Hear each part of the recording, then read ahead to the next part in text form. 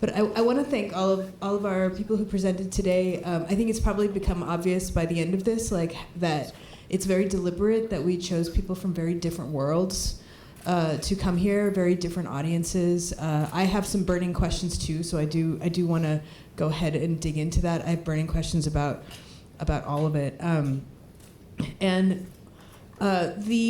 The first question, of course, is like who are we teaching and what for? And I just want to highlight to that for each person on the panel, that you have. The problem with teaching in general is that when you first start teaching, you're just so excited about the content that you're just like, oh great, finally, like there are people sitting down, they're listening to me, and I get to like talk to them about this thing that I really love. And then as time goes on, you're like, wait, who are these people? And then you start to ask those questions and you start to figure that out a little bit. And then if you're fortunate, you get to teach lots of different types of audiences and start to really get into who needs to know what and why are they here and why are they sitting in this chair. And we are at a crossroads right now, though, I mean, especially any of us who are teaching in a more traditional college situation, of the motivations for why people are sitting there, what do they know when they come into the classroom, these things have all changed. So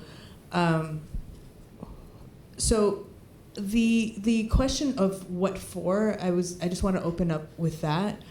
And I do want to roll back to, despite our overly complicated title, the whole question of whether design students in particular should be taught anything about code has been an open question. There's been debates about it. The question whether humans in general should be taught to code, that has been opened and closed many times over as well. Bloomberg, had a big thing about how everybody should learn how to do it, and then we have National Coding Days. If you're a third grader, you're actually more likely to be taught coding than if you're in college, which I think is also kind of an interesting situation. So I wanted to open up and ask, like, who do you think should learn to code? And is the answer everyone? And is it creative people? Like, who do you think needs to know this? And by the way, just to relieve some pressure on the panel, not everybody has to answer every question. So you don't feel like, so if you're into it, like, go ahead and answer it. But if you're like, I want to skip this one, that's okay too.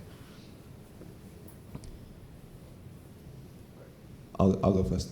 I don't think anyone should learn to code. I don't think there should be something where it's like, if you are in this industry or this kind of area, that you should be doing this. And I think the people that we teach are very similar to the ones that you teach in terms of like they're designers, they're creative people, they're artists, and we see a lot of kind of people in common. Like there's two people I recognized in your presentation. I was like, oh, that's one of my students.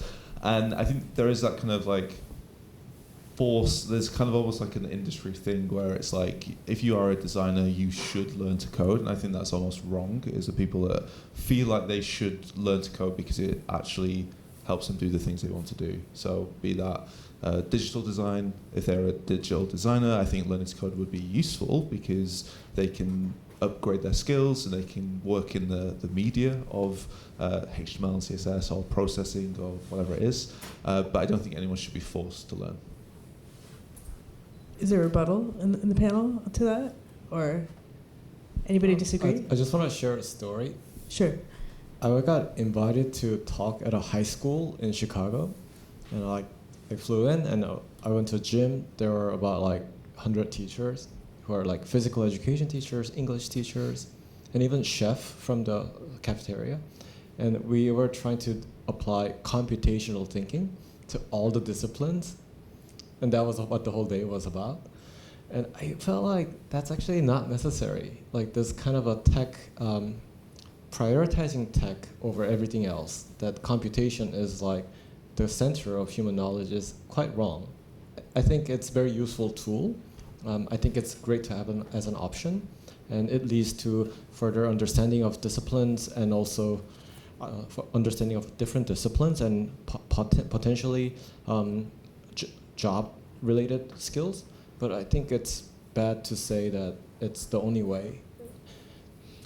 But then, Atif, like in your some of what you had talked about with early, especially foundational skills, like you talked about teaching them computationally. How come? Well, I think everybody codes. I mean, it's not that who should. I mean, the question who should code. We always been coding that. My grandmother was coding when she was knitting. She had a formula, like she was just like 5 red, 1 green, 5 red, 1 green, and it would make a sweater at the end. And she was a coder. And I think we have been always coding, but just maybe there has been a divide with the computers. And then we had 2 classes of people, like coders and non-coders. But I think putting things in order or putting things in a formula is it's a very natural defense mechanism of our perception. We want to group things like Gestalt. And if we are creating something, we want to create in order. And in terms of the basic design education, starting from Gestalt to Arnhem and to Bauhaus, I think there's a continuous order of necessity to code things, and I don't think we can create something on the computer or elsewhere without really coding. Like you can knit a sweater without a code. You cannot tidy up your room without code. Like you cannot cook like Estayun does at the School for Poetic Computation. You cannot cook without a code. So I think coding is like very innate to our human perception and stability. So I think we need coding in different capacities. And computer, if you're spending quite amount of time on the computer, I think we should be coding that too.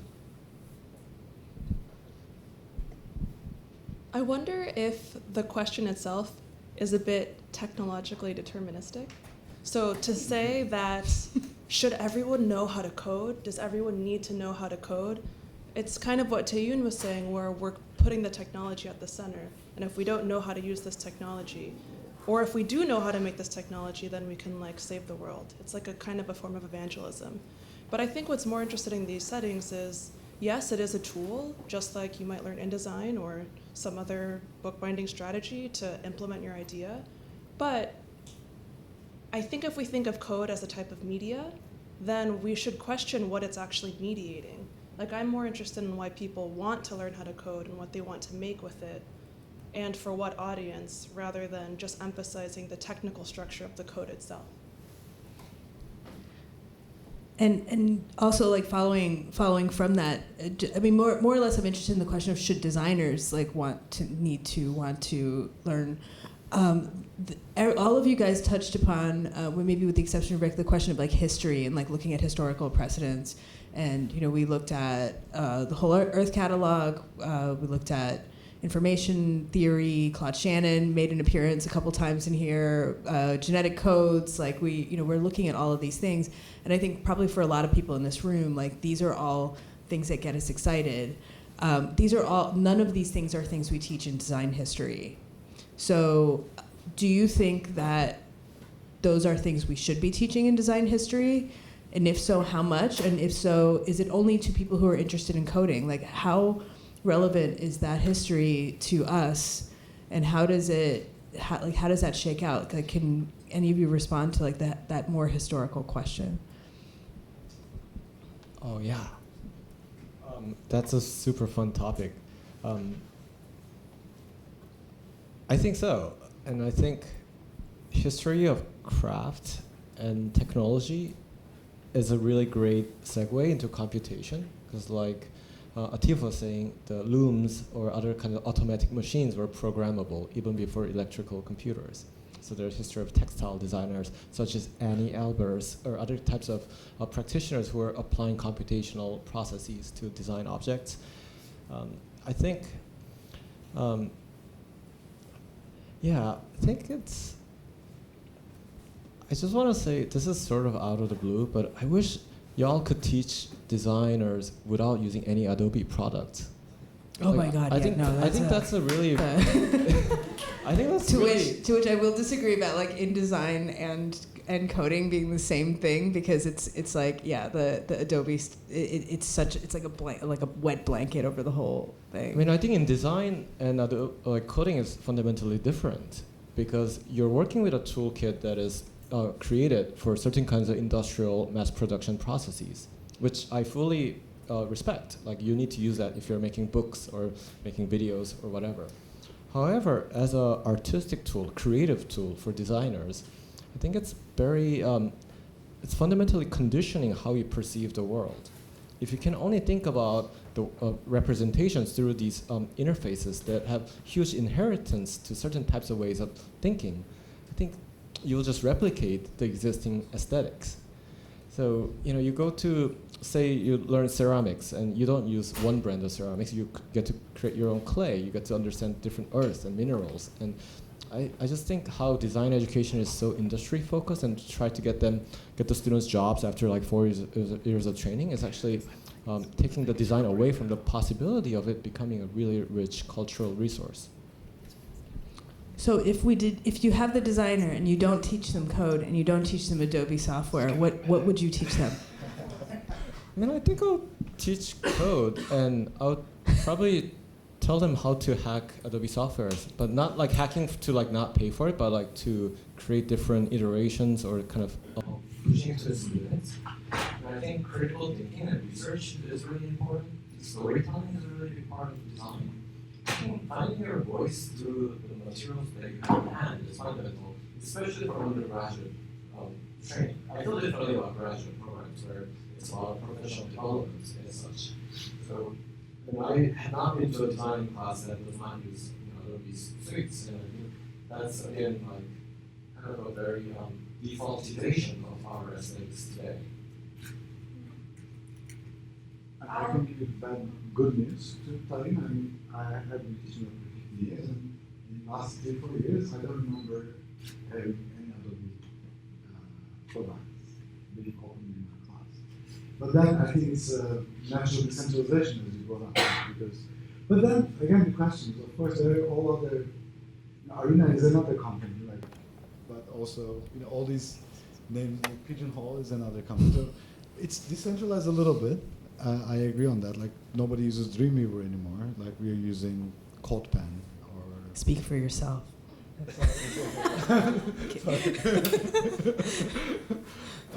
But yeah, now I just thought about it once you brought it up. I'm thinking like really. I mean, in the last 3-4 years, I haven't been requiring any Adobe software. I'm just thinking maybe Acrobat for PDFs, but that's it. It's going there. But on the other hand. Again, I'm not sure if it is helping, liberating the freedom of speech, or I don't know if it is helping, because then there are all these smaller companies and then they're being bought by other companies. Of course, we are at some point like tied up to a capitalistic system, if not other. I also wanted to add, my former boss at 2x4, Michael Rock, would say that ideally the things that you're learning in a school setting should stick with you 50 years or throughout your entire career. So if we are just focusing on InDesign, which I did not mean to conflate with coding, but rather just as a mechanism to create something. Tool, yeah. Yeah, a tool. Then, if these tools then become outdated, if for whatever reason Adobe no longer exists and we only know how to think within that platform, then what will we actually be doing later? So I think critical thinking, historical references, what you mentioned about space-time community, I think that's much more valuable. And so of the historical things that you guys have mentioned, and I was delighted to see Post-Digital Print, which is possibly like one of my favorite design books, like mentioned twice. What do you think designers should know that we don't normally teach, and especially when it comes to history, like when historical references? What are the references that all designers should know that you have run across and you're like, wow, why didn't I know about that? Now everything makes sense.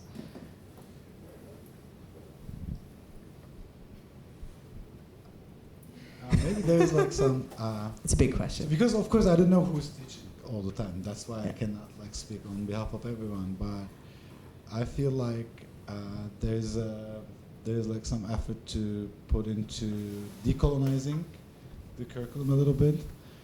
For instance, I'm looking at my syllabus every year and I'm seeing it's looking at diversity, but this diversity not in terms of like identity politics. It's not that I don't have so and so on my curriculum, but then I don't know, maybe getting to travel more and getting to learn more about the craft. I think we're missing craft a little bit in terms of teaching the design history. For example, I never had the idea of, again, Tayyum brought up about the Cartesian model, but actually that idea has been broken by the Polynesians with their stick charts. So they totally skipped the Cartesian history of wayfinding, and they had stick charts which were adaptable to the ocean conditions, because the ocean could never be mapped because there was no one solid reference point. So while I was teaching data visualization, working on mapping, I decided to bring it in, this oceanic view when there's actually no solid ground, there's no Cartesian system, but yet they can depart from Polynesia and land in Hawaii after 6 months and on the same day using the same stick chart. So I think it's important to look into a wider craft history. I think that's how. That's what I was missing. I guess, of course, I don't know who's missing what. And I think as well, it's like teaching, especially young designers, to know what is bullshit and not. And there's a lot of, if you look at most developers, they look like me. They've got a white guy with the beard generally, and I think there's that kind of thing in design where it's like they like to follow trends, and there's that kind of like magpie effect. If you look at anything on like Dribble or Behance, there's a lot of kind of like stealing. And I think as you get a senior as a designer, you kind of start to work out what is bullshit and what is copying and what is like just following what everyone else is doing. And I think it comes back to things like decolonizing design and things like that as well. It's like, what are those designers interested in and why are they interested in that, and kind of like telling them almost like the history of that, and going away from the grain of what everyone else is doing as well. And also to follow from the topic of like opening things up to people, I wanted to have, I dug for the excerpt and I did not find it, but I don't know if anybody's familiar with the book Life in Code by Ellen Ullman. She's a developer who wrote like what I think is an excellent memoir. And she opens the whole thing by talking about taking a Python class online. And this is required reading for you, Rick. And how like the two guys like who are giving the class, and she did a whole sampling of stuff, and she's like, I already knew how to code Python, but I just wanted to see how it was done. And the first 10 minutes of class, like all they do is make jokes about how like Python came from Monty Python, and they start making Monty Python jokes, and like they're talking about like all of these kind of coded references to a very specific culture. And she's pointing out that at 10 minutes in, like anybody who did not know the 5 or 10 references that are meant to make a lighthearted class, like would have been gone like at that moment. So how do you all think about being able to open up? So this is an issue we've always had here at Parsons too. It's like you have the student who comes into the class and they take one look at the guy, and it's actually the same critique as the title too. They take one look at the guy teaching the class and they're like, I'll sit through this, but this is not for me. So what are ways that computation in the design classroom can become accessible to everyone? Craft being one of them, but do you have other ideas for us, to make it something that is like for me, when I walk into that classroom? Yeah, I mean, that's again a great question. I think the most important thing that we've learned over the years of School for Poetic Computation is that coding is essentially a series of rules that are abstracted in some sort of agreement between people. So C++ or JavaScript, those are all built on top of different systems that have been agreed by a larger group of people. And so there are discrepancies and there's disagreements about what to call certain functions. And those are all like imaginable, meaning that there are people like Ari Spiegel, I believe that's her last name, who works on feminist programming language where there's no patriarchal structure such as master and slave. And those are all definable. And I think giving that as a beginning point and having students to design the languages they want, and people like Ramzi Nassar has made an Islamic programming language that is not based on alphabets. So these are all possible. And I think if we just focus on JavaScript or like Python, which are industry standard languages, we end up creating very same content. and we had a student make programming language from sponges. because sponge has a black side and a white side, or for scrubs, and then it's binary, so you could have a programmable code inside of sponges. So those are imaginations, and I think ability to imagine should be the first thing that we empower students with.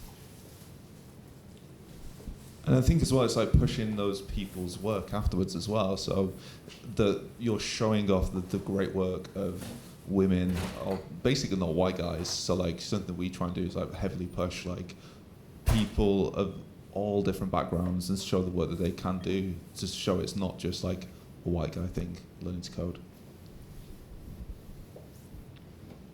Cool. Can I ask some big questions to you guys? Can you teach curiosity?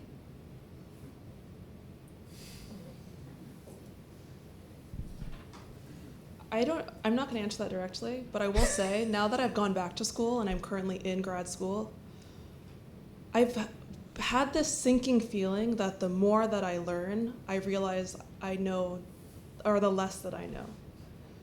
You've reached nirvana, but go on. But it's on the one hand, it's exciting and it makes you more curious to like go into these wormholes. But on the other side, it brings you into this state of like insecurity because there's just so much more that you could learn.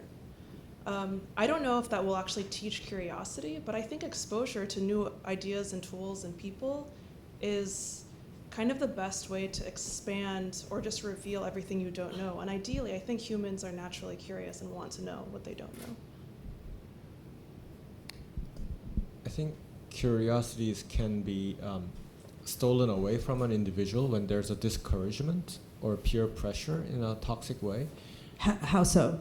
Explain more. I think people, including myself, lose curiosity when I feel like I can't do it, or like I feel less equipped than a student next to me. And in technical courses, it's very easy to create a dynamic in which the star student, who probably has done the technical exercise before, end up getting most attention or most respect from the class. And we try to revert that by creating homeworks that are equally challenging for advanced and beginner students. And that opens up dialogues between students. So for example, we have an assignment that we show how binary numbers work, like how on zeros and ones. And the assignment is to create a game in which you teach another person how the binary number works. So that's challenging for advanced and beginner students because it's more about understanding and applying that understanding to pedagogical processes in which that could be transferred to other people. Other takes on curiosity? Or I think the best you can do is like not to kill the curiosity. At least I think. yeah. Okay, I'm going to ask one more question and then I'll open it up to everyone else because this is another one of these big questions and it comes up in all of all teaching of technology. Can you teach autonomy? Like, can you actually teach somebody to be able to say, I don't know how to do this, now how am I going to figure it out? And then come up with a way to figure it out. Is that something that's teachable? Or is that just like a natural quality that people have?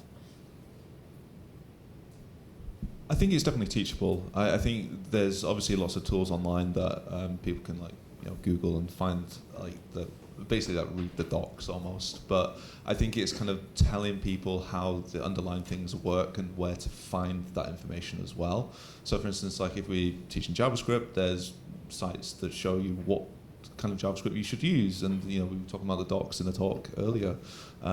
It's those kind of methodologies of saying like, if you're doing this language or you're trying to do this is where you'd look, and don't look here because this is out of date, and look here because this is like the new stuff. And that's kind of, I think you can teach that, and I think people can run with that as well. Other thoughts on autonomy? I think it is possible to teach how to model a problem. I think that's the first step to the solution. I think in an academic setting, the best one can do is basically help the other one to drawing from different disciplines like science or nature or social science, at least to help making a problem, like help defining the problem and model the problem, and then I guess the solution, yes, it can autonomously solved. I also want to add that whether you can teach someone autonomy or not, again, maybe is not the right question, but why do we want to solve problems by ourselves? I think it's trying to work with people around you who know more than you do and vice versa, so you can like work together to create whatever project you're trying to implement. But going into a tutorial hole online to do something on your own, I don't know if we actually need to do that. Like these tools, we're trying to build collectives and communities, I think, and maybe that's more meaningful than trying to do something on your own, even if it's possible. Really quick. So I think the best thing that we can do for design students is to help them respect engineering as a field, and also be able to communicate with engineers in a sophisticated manner, respecting their craft and their time, and asking the right question. Because in the industry, I think most of the works are, it's divided and it's, it's delegated, but there's a lot of conflict between designers and engineers and product managers, and it's a source of modern drama today. And I think it comes from lack of understanding and lack of respect for each other. And I think I've had experiences with students who just say, like, I don't think I'll become an engineer, but I have a much better relationship with my engineering friends, collaborators, and team. Okay. So should we open up to questions, or do you guys want to respond any more to any? So let's open it up then. Okay. Any questions from over here?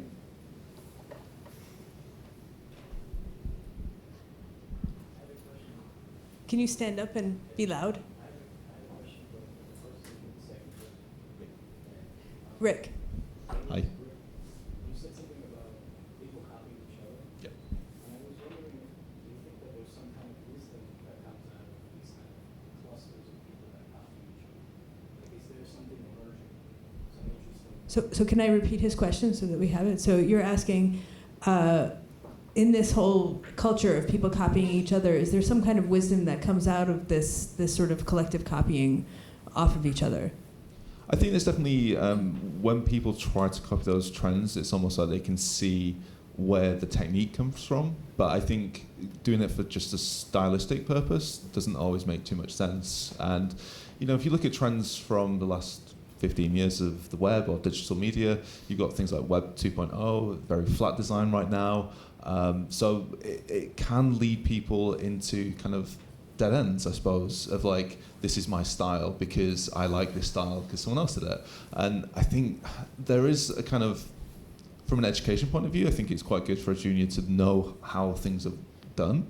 But I think basing your whole kind of graphic design practice around that doesn't make too much sense. And it's almost like trying to find, where did that style come from and who originated that style is probably more important than just lazily copying something from Dribble, for instance. Another question?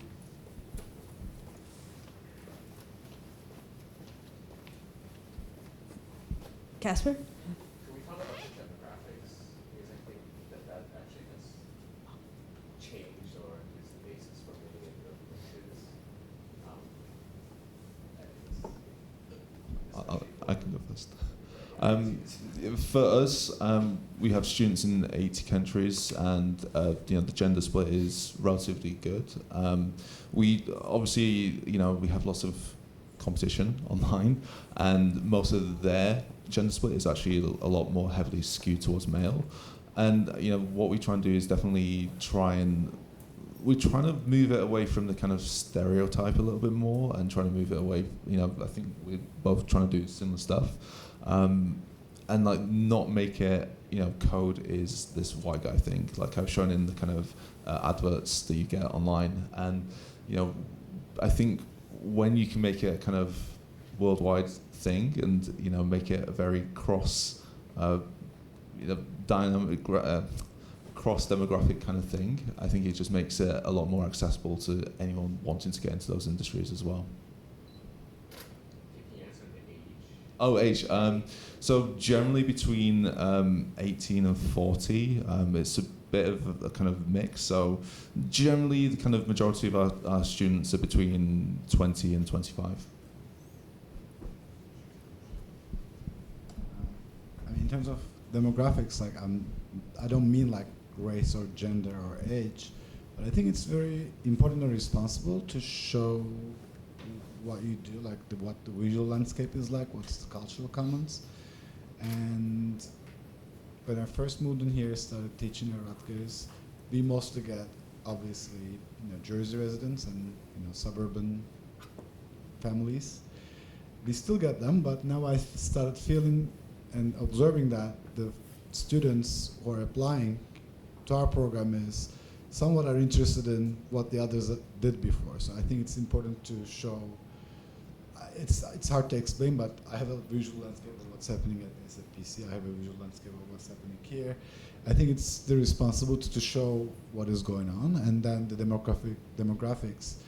Of course, it's affected by many different factors, and from where you are, from a lot of different factors. But I think it's the pedagogical responsibility to show what the others did, and then I think that defines the demographics, if not by race and gender.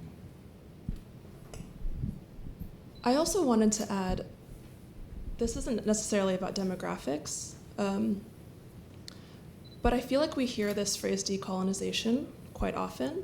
And I don't have an answer for this, but it's just a question I've been grappling with. But is that actually the right word?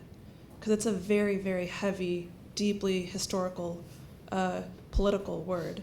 So there's this great essay by Eve Tuck and Wayne Yang that claims that decolonization is not a metaphor. That's the title.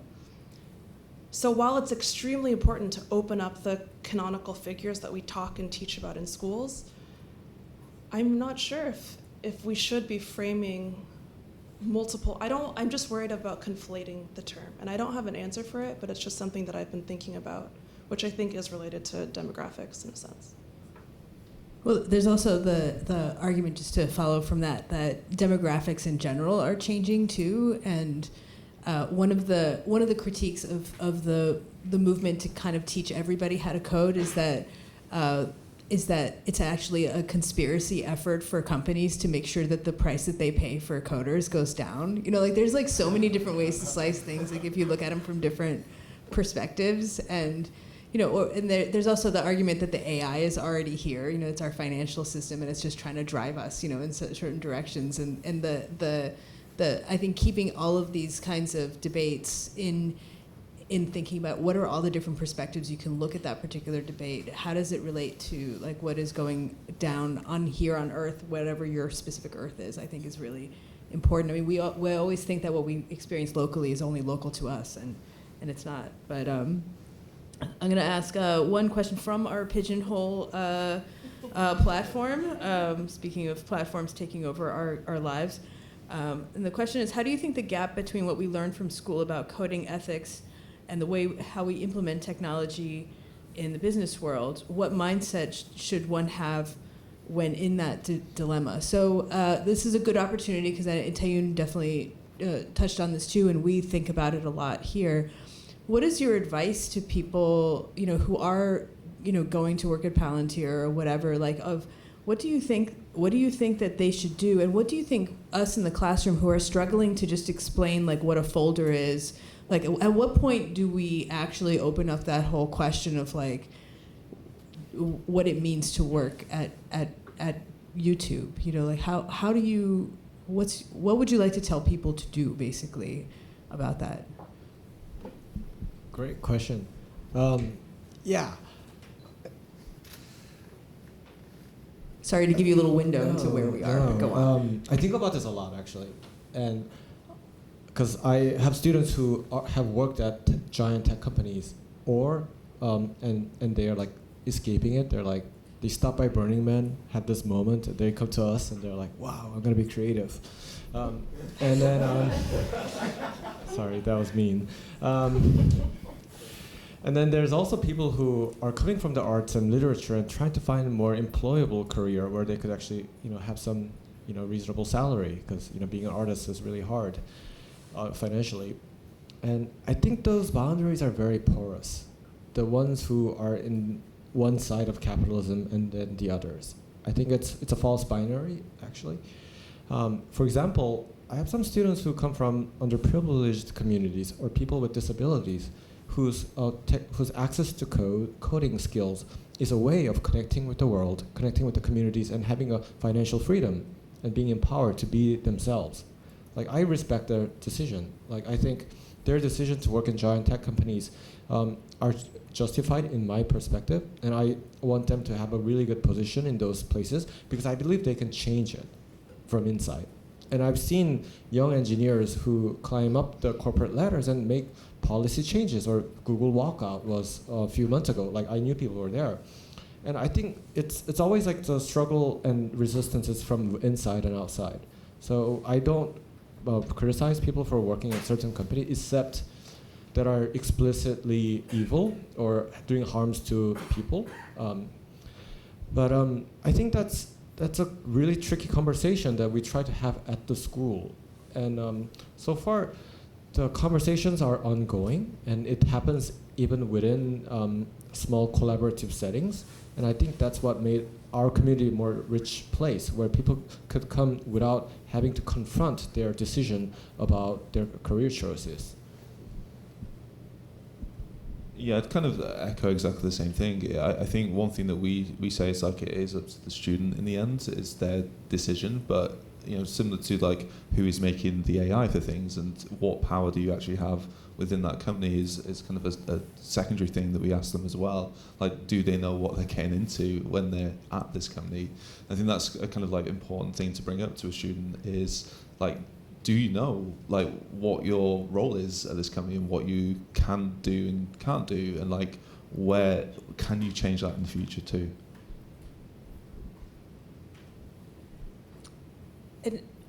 We have another question from the audience. Go ahead, stand up. I thought of this after Mindy, you talked about the delicacy of using the word decolonizing. Like, I thought we find in class teaching where somebody will use a word that they use it so quickly, but like trying to make times where we talk about the language around how you present your work and how you comment on other people's work and how you talk about the world, like that. Maybe that's the role of the school in general, or whatever. Maybe that's not my job, but I have to feel like I don't have time to slow down and talk about those things. Chris said it. So, which kind of relates to what Rick was saying about not using the word developer, for example. That like once. Also lower his S. Yeah. I have a question. Another question here. Design is a discipline that always is connected with the usage of a tool. Do you think that coding is also a tool? If not, what do you think that coding, opens up or restrains? Like, do you think that it's just a tool, or if more, what is more for you? I would say it is a tool, but there is great power with those tools as well. Like, you can make anything that you want with code in a kind of digital way, and that's kind of very important for people to realize. It's like, what again is the power behind the stuff that you're making with just design, let's say Photoshop and Adobe tools only. Like, it's almost not real and it's not out there in the world, whereas with code it's almost like you're switching something on and it's out there and on a URL that someone can link to. And there's almost that kind of discussion, I suppose, with like what, with this tool, it's similar to a hammer. Like, you can use a hammer for hammering nails, or you could go around killing people with a hammer. But it's the same kind of thing, it's the same tool. And I think it's then that same kind of principle of like, where does the actual, what are you doing with this tool is the important thing. One more question here. Can Oh, I you wanna- just yeah. quick- Go. because I just want to, because everybody somehow like comes from a cybernetic background, where the cybernetic is from the ancient Greek Kubernetes is like the steering the boat, in which, so basically if you say, let's forget about coding, but just InDesign. I think InDesign to a bookmaker, I don't think it is a tool really. It becomes part of the body really. It's like a sailor. You cannot say it's a vessel. It's different from a cabin, right? For a sailor, their boat is like a different thing. At some point, you make emotional connection with that, and then also physically, if you're sailing, your body becomes working with it.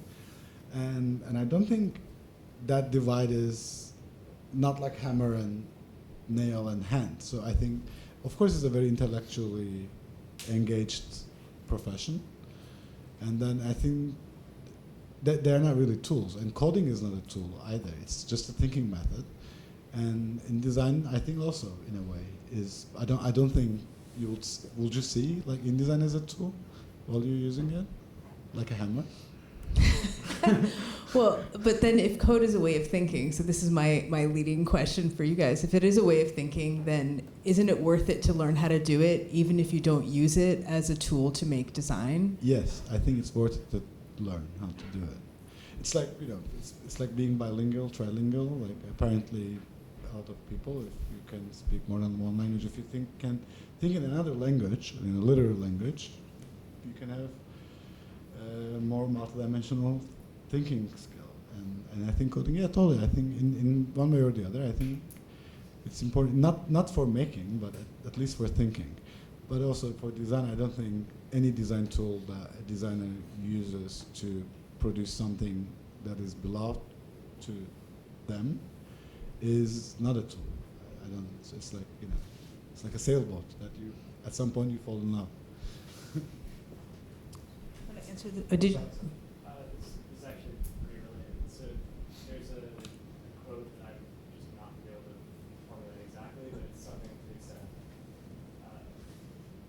organizations are kind of a product of their communications structure and are kind of like destined to reproduce the structures of their own organizations and the tools that they make. I'm wondering, since it is the kind of designer's role to make and design the shape of these tools, like what, and because you are, like a school is an organization that creates some kind of like information structure to teach students, like where do you, as teachers, see, like how do you see that progression in creating an environment that teaches students, and then students then make a tool that then becomes a system? Where do you, as teachers, kind of like place yourself in that system, and how do you manipulate it so that you are creating the tools and the organizations that you want to see? Sorry, that's kind of complicated. For us, we make tools as well as teach, and we want a lot of the students that we have already tried to learn to code in lots of different ways. So, things like Code Academy or just tutorials online. And I think when they come to us and they find the tools, they're still doing the same thing. They just have this kind of like different thought process on top of what they were trying to learn. I think that makes them think a bit more about how to make other things a bit easier, almost like user experience, I suppose, design. Like how do you go through a hard process of learning this stuff? Like it doesn't take 8 weeks or 10 weeks or however long. It's a long time to actually feel comfortable with code. And I think if you can basically engineer it around that experience rather than kind of saying like, hey, here's all the tools that are out there that aren't for you. Most coding tools are aimed at intermediate and advanced level people, and they're not aimed at beginners, and there's barely any tools aimed at the beginner coder. And it's something that when we were trying to teach, we just couldn't find anything at the time, so we had to build our own and really think like, how does this work? How do you even teach this stuff when no one's in the room with you? And like, what can we add in here that will actually make people's lives easier? And that's why I was saying earlier, like there's two ways to kind of reach. Like we're helping them with the lessons, but also reaching towards them with the tools that we make as well. And I think that kind of does come off with what the students make. They kind of think about things a little bit more when it comes to making digital products. I can give a totally the opposite answer because apparently, I will speak from the privilege of teaching at a research university in which it's like a church. Like we don't guarantee if you come to church you'll go to heaven. So we just produce the knowledge, and that's our job, like to make research around the discipline. And design is my discipline, and I'm trying to produce knowledge around that and make sure that this knowledge is available first to the students, then to the larger audience, to the public. And most recently in California, they passed this rule, like all the California state universities have to make their research results available to the public. So, and I think it's going to come to the East Coast pretty soon. So any state university like SUNY or Rutgers, where I come from, so it's basically coming from this church tradition, and we cannot guarantee that you're going to get a job. Like after, we cannot guarantee that you're going to go to heaven because you came to church. So, but we are responsible for the ethics of the discipline, and we're responsible for the research. And the tools, I don't think we really make tools, but we create an environment as they're trying to do at the SFPC in a way. I think something that we didn't really talk about is the price of education, which is a big part of why students need to get a job right after, because they have huge loans, and institutions are putting students in a debt that are just huge. Like that's an ethical dilemma of teaching in institutions like large and small. And part of the founding principle of SFPC was accessibility and inclusion, and having fairness among those who pay and those who get paid. And it's still a balancing act right now. But what I found is that through a more transparent model, we can actually gain trust of the community much more easily. So we publish all of our finances online in hope that other people who are trying to start schools could replicate that model or learn from our mistakes and make something better. And we also hire our alumni to teach and organize sessions. And there's projects like the Code Societies, which is a 3-week sessions run by Melanie Hoff, who was our student and a teacher. And I think seeing her take on more leadership role over the 2 years period has been very rewarding, because I think, and that's the way of like flipping the classroom to become a platform in which the students can grow. And I think the cost is a huge barrier in the traditional and especially private universities, because you can't flip that role, because you can't just start like paying your students to teach in the same tuition that you charge them. Like, I mean, I have a lot of friends who teach at university who say like, I cannot afford the tuition of my university, or I cannot pay for my student, or my kid. So I think there's this disparity between access point. And I think this is where like code becomes interesting topic, because it's seen as like this golden horse to like make our students more employable. And I think that's where this pressure to make this like the skill set actually comes into play.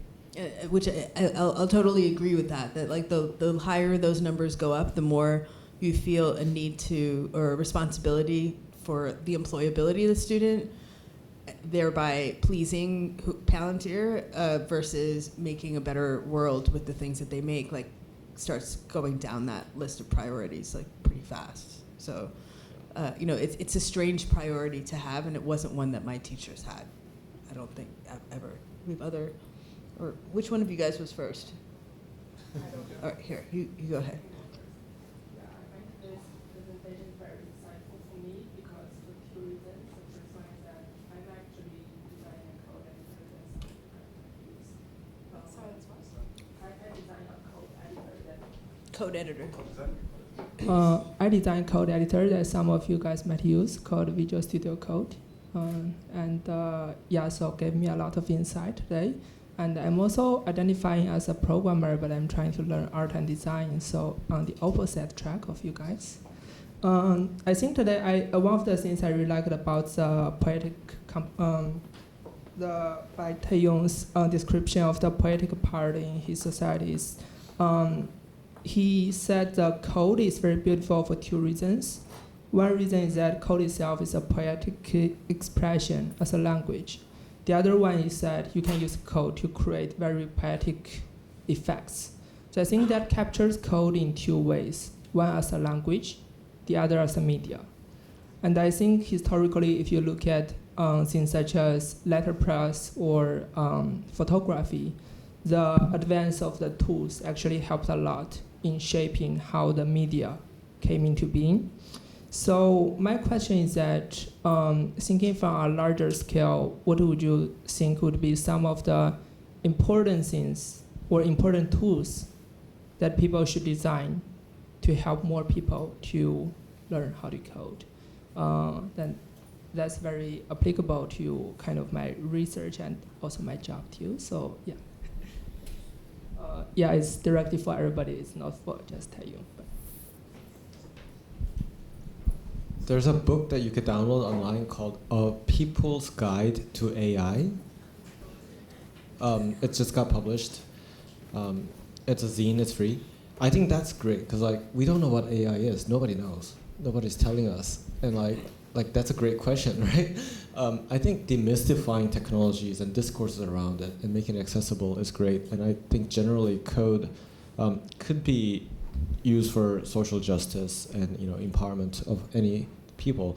I just think if we change the narratives around code, I think that those effects will be possible. I also think there's a lot of tools that definitely could change that we're still using as well. So it's not just code editors, but things like command line tools that some people have to use, and all of the tools that people make. And it feels like it's getting more complex to start to learn to code. And there's things like Node and then NPM, and then you've got all these kind of like extras on top of them that just make it hard for beginners. And it's like, where is this going wrong if I'm going wrong? Why isn't it not just a file that I can put into the browser and it works? And it just feels like it's almost like engineers are trying to move it away and make it harder for beginners in a certain way so that they can feel like there isn't those beginners coming into it, and that they can demand those money because they know how the tools work. And it just feels like it's backwards almost. It's like, why are these tools so hard to use? Like, they're aimed at creative things and they're getting harder rather than easier. It just makes me angry. I'm trying to make it simpler, but I can say the same keyword. Some of them don't.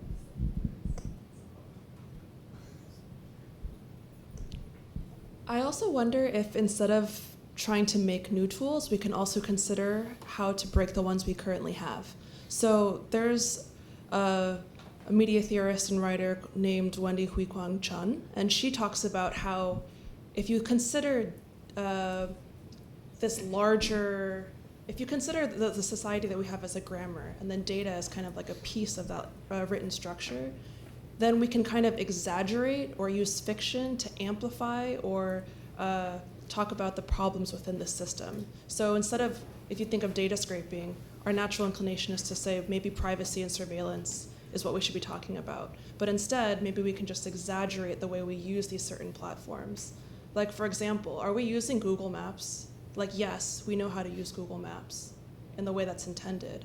But is there a way to kind of tweak the structure that's currently there to figure out what the breaking points of this thing are, using it as like people use it as like a narrative structure, for example, to tell stories through Google Maps.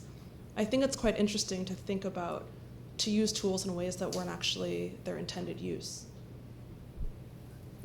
Kelly? Hi, thank you for all your presentations. They were really insightful and provided very different sort of viewpoints.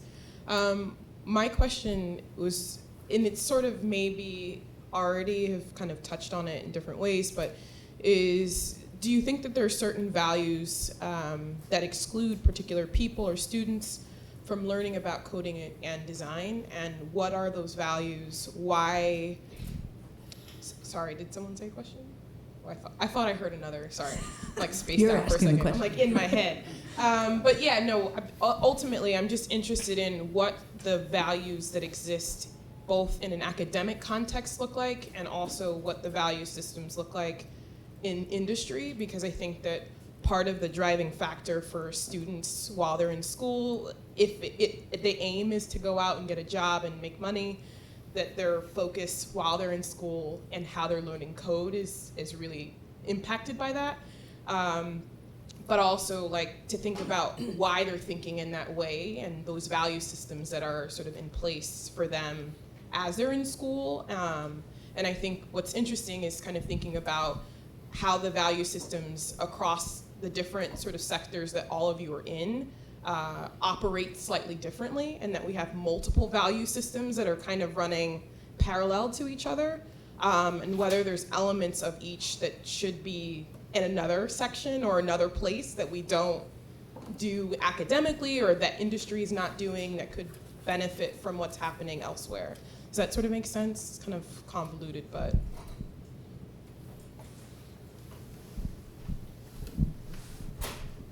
That's a great question. I'll just say that I think when we say we're teaching code, we're actually hiding what's essential to computation, which is mathematics, logic, and being able to read and write. So I teach young people code, like middle school students, and you can see the people who have understood geometry and those who have not. And I see that with college level students and adults as well. So coding is a way of getting into that math, and that where math meets language. And I think just going a step deeper, it will be physics, to understand like physical qualities of electronics. And I think those are the parallel things that you are touching on that I feel very passionate that coding is just the top layer, the most visible layer in which what we're talking about sits on. I think as well, like kind of going the complete opposite end, what makes good designers and good coders is almost empathy for the user and making those tools so it's not selfish for yourself. And when you're thinking about all of these other people using these tools, I think that actually improves things like design and code. And I think they're not too dissimilar, design and code. I think they're making things, and I think empathy is a big part of making things in general. I'm not going to answer the question, but I just want to pose another one because we've been dissecting words so much today. But is user actually the right word we should be using? And just to support Kelly's question, I do want to tell the anecdote of one of the most head-scratching things when I was directing the program here in 2011 was that students would come into my office week after week saying that they shouldn't be forced to learn processing because processing wasn't a program that they were going to use in their job. And I had expected all kinds of other critiques, but that was one that I had never expected. And it was always very difficult to kind of unpack and then repack. And we've changed and rechanged like the whole code curriculum here, somewhat in response to that. But like a student just whenever asked to do work in a platform or something that they couldn't imagine in a cubicle, being used in a cubicle, were automatically thought like it was like we were cheating them or something. They were like, I paid $40,000. Like you can't make me learn this. And it was really weird. It was like a logic that I had never anticipated, and so I guess I'll turn that into a question. Given that, as somebody sitting in front of you who tells you that, how would you respond to them? Let's talk about neoliberalization of the self. Yes, let's do it. User, right? I mean, yeah, let's talk about the human themselves. Yeah, for sure. I mean, if you can only see yourself as an employable subject, yes, you just want to human obtain capital. Obtain the skill set in which that could be traded for certain types of currency. But this comes back to what Mindy's asking about the user. Like, do we want to think about our audience, our people, as user and content creator? Do we want our people to be considered as a coder, not like an inventor, or like people who are technologists, who are able to imagine different ways of using physical qualities of the things that we have for it to do something else? Like, those are magical things that we have capacity to do. But I think we're just limiting ourselves to this employable metrics in which could be calculated through salary rates or hourly rates. And I just think it's the neoliberalization of the education itself that we should be talking about. That why do we need to struggle with this? Can I ask one other quick question? Because this is interesting as it relates to, again, not to go back to value systems, but I think that I'm curious then, these incentives for certain students and to potentially go out into the workforce, that if they are sort of considering how they see themselves in a space beyond school. If they're coming in already with a certain agenda, I don't know if there's a way that we can necessarily break that as an educator. Like, I think that I would say it's our job to break that. I know. I mean, but I think, well, part of this has to do with the financial aspect of this, which we sort of touched briefly. But if you know that when you finish with school and you have a series of loans that you have to pay, like I would say your financial agenda as a student, as a person, as someone who's in design, you're gonna be like, I need to pay these bills. And so I think part of it for me is it's just wondering about these value systems as luxury, like that we can be able to learn code in an academic setting. Is that sort of a privilege unto itself, but also that for some institutions and some students in different places around the country and around the world, like part of that agenda is that I have to get a job. And so I think that is driven by economic means. And so I think when it comes to sort of learning about coding, I think there is sometimes there's like a friction, I would say, between like wanting to learn because it's interesting and cool, but also wanting to be able to sustain yourself and your family after you finish school. Does that sort of it's not really a question, it's more of like it's connected a reminder. It's connected to the ability to learn this information and the ability to do it in a space where you feel like you have time to do that.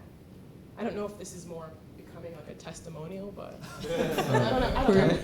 I mean, can I ask one question, kind of piggybacking on the conversation that was happening? I mean, one of the questions that I was trying to answer for, like, I guess, past year or so, is that, like, what is the right way? Because I find myself in that situation quite a lot. Is that, like, I'm the person who's introducing this whole new concept to my students, right? So, like, coding, like, as we discussed, like, coding is like the gateway to this whole another universe, especially to my students in many cases. And I keep thinking about, like, what is the right way to do it? And the right way meaning what is the most effective way, and also what is the correct way, and what is the most responsible way that I can do this? And I'm just curious, like, do you guys have any thoughts on that? Like, is there any tips and advice in that regard?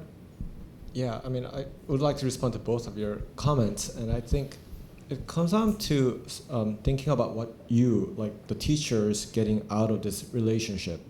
And I hope that most teaching ends as this emancipatory experience for students as well as a teacher, where it's reciprocal trade of ideas and experience and friendship and solidarity. I mean, it's all very idealistic, but without that, it becomes a transactional exchange between the ones who have the knowledge or access to grading and those who need that. And I think the marginalized communities, or the people who need to have this access to technology as a human right, like, they should have equal access to explore creative side of technology as well.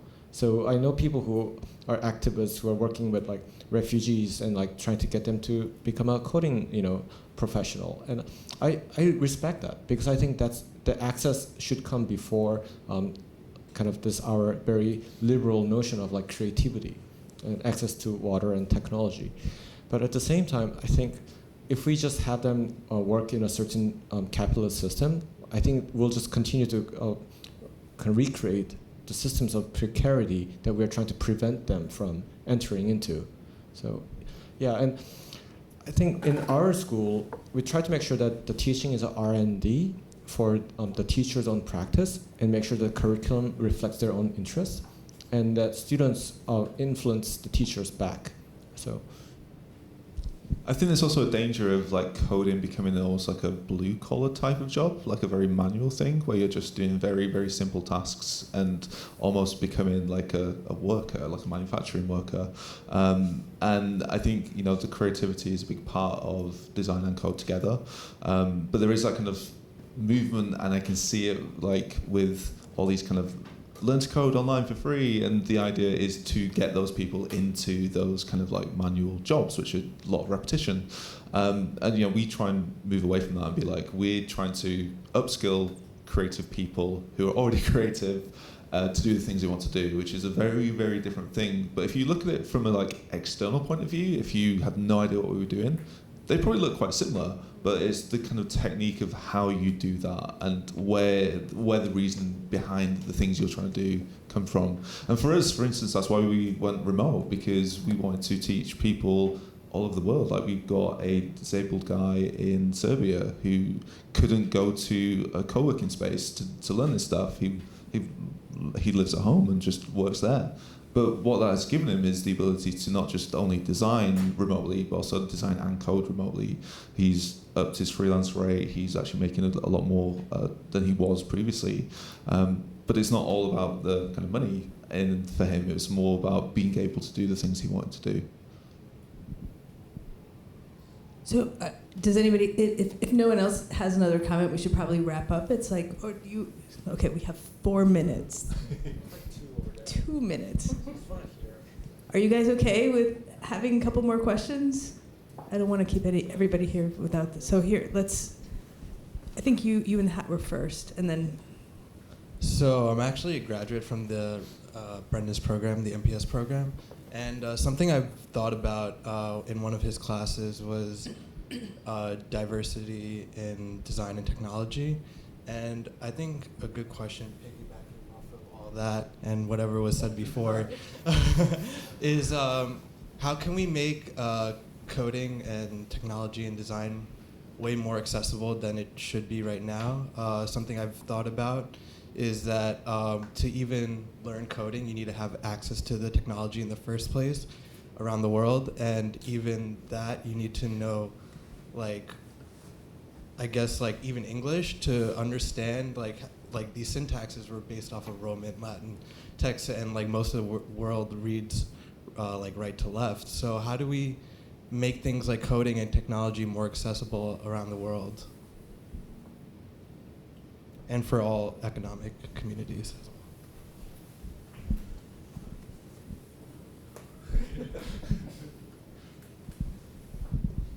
When I tell students that are English speaking first language, that code around the world is always in English, even if you're like Greek or Russian or wherever, so many of them are surprised by that. And I think there's almost like that education that comes before that to let people know that the tools that they're using are, they have that privilege of, they already have half of the battle already there.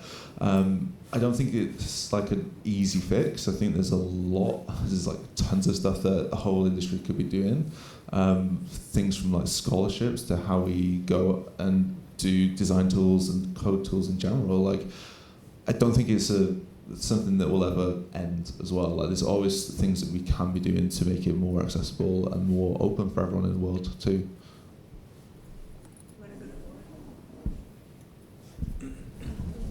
Last question. Hello. Thank you, first of all. So I'm thinking about the way that in some of the comments and discussion, there seems to be some equation between coding, the practice of coding, and computational thinking. So I want to maybe decouple them for a second, and maybe thinking about the title of the event, which I have no problems with. Sorry.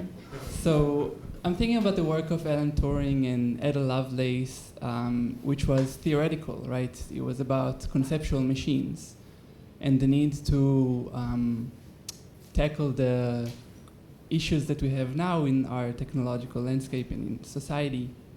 So whether, if you see value in teaching computational thinking without coding in order to facilitate maybe designing critical systems or social relations, but without the syntax of coding.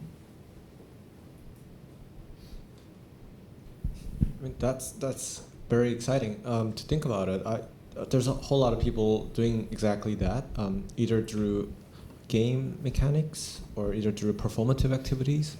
For example, in Japan, there's an institution called Yamaguchi Center for Art and Media, where they have a digital playground where the young people could design their own rules to govern their playground.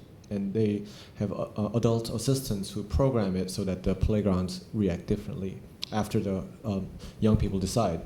And I think there are metaphors are really important. However, I think the practice of coding or working with computers in a much more intimate way is still very important. Like if you open up a terminal and let the make the machine do the things that it's not supposed to do, you have this transformative experience with the computer where you have you feel more empowered to fix it. And I still think that that hands-on experience leads to more responsible behaviors with technology, which leads to a better society. I think in the arts there are a lot of historical examples. Like, I mean, the most closest one to us is like Fluxus, of course, which is totally procedural and instructional. And in other places, of course, they have, every place has its own sort of Fluxus history. And yeah, I think there's amazing pedagogical value, but also some sort of libertarian value in thinking about coding without the computer. But then, if you're spending 12 hours a day in front of the computer, we'd rather use that too. I think the best example that I've seen is there was a program for kids learning to code, and I put code in air quotes because what they were doing with the parents is basically giving them instructions to kind of get around a maze, and the parents could only read the instructions one by one. So it was basically forcing the kids to do these commands that made their parents like robots. So walk 4 paces forwards, turn left. Walk 4 paces forwards, turn right. And it would make them go around the maze as almost like they're having this computational thinking by proxy. They're kind of doing it in a completely different way. And I think, like metaphors as well, I think that is really important. But I think that was the best example that I've seen for like children, was basically forcing them to go away from the computer and think about how a robot would work. And the robot was the parent instead. Great. So with that, we will end here. Thank you guys all for coming out on a Friday afternoon. Thank our panel. I'm going to pass it off to Brendan too for. Yeah, thank you, Juliet. I want to just say a couple of last thank yous, and thank you all again for coming. Let me get my notes up here. First, thank you to all of our panelists, Taeyun, to Rick, to Mindy, and also to Atif for joining us today. I want to thank our student speakers as well, Rick Van Zanten and also Jack Rieger. Thank you again for that. I want to give a couple of thanks as well to the kind of support that we've received here at the school, specifically Ann Gaines, who's the Dean of Art, Media, Technology, who supported this event. Gio Borden, who's in the audience, thank you for all of your assistance with the... Yep, thank you so much. Hien Dean, who is our manager in AMT as well, and also Kate Lisi, who is designed the poster for the event and has also been running the camera in the back there. Thank you so much, Kate. I also want to thank Lily, who is our student photographer here today, as well as Mitali, who's been sort of moderating our social media account. Thank you for that. Thank you again to the audience for coming. Welcome.